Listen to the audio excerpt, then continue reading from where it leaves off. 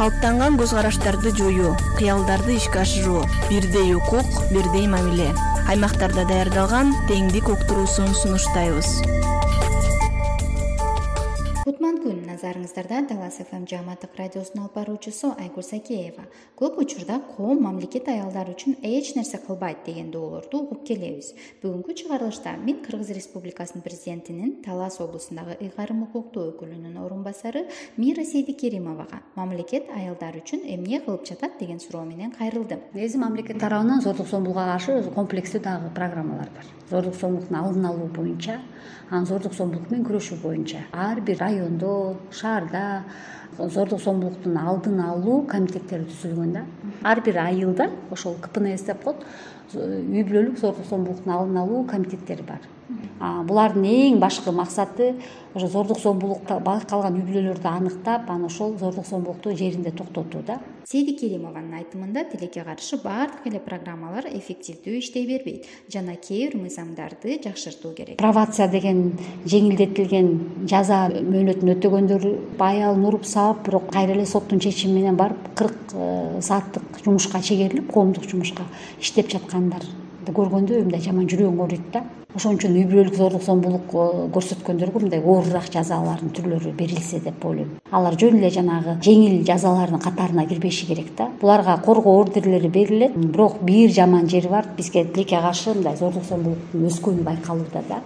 Бул эмне дегенде баардыгы келип эле экономикалык шартка жараша болот. Бул көрүнүштү түшүнгөн мамлекет өкүлдөрү 100 000 сомдук кайтарымсыз бир жолу берилүүчү жардам программасын иштеп чыккан. Бул мүмкүнчүлүк менен Талас облусунун 600дөн ашык аялдары колдонгонун экс-вице-мэр белгилеп кетти. Аялдарды экономикалык көз карандысыздыкка ээ болуш үчүн мамлекет тарабынан бир кыйла комплекстүү иш-чаралар бар. Экономикалык жактан көз карандысыз аял зордук-зомбулукка да кабылбайт, өзүнө да тың болот, үй бүлөсүн дагы жакшы багат.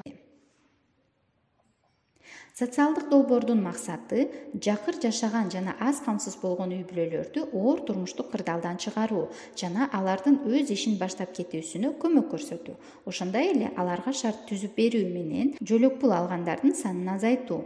Бул үчүн Эмгек жана социалдык өнүктүрүү министрлиги атайын токтом долбоорун иштеп чыккан. Булардын арасында самын өндүрүүчүлөр бар, кондитердик азыктарды өндүргөндөр, сүт азыктарын өндүргөндөр, кийим тиккендер, клубника, малина тиккендер, ар кыл багытта иштеген жарандар бар. Тигүү машинкаларын алып, крой тигип, ай сайын 1200 сом пособие алгандан көрө жума сайын 8000ден 10000ден айлык таап аткан үй бүлөлөр бар. Экономикалык кыйынчылыктарга кабылган аялдардын эң чоң көйгөйү бул турак жайдын жоктугу.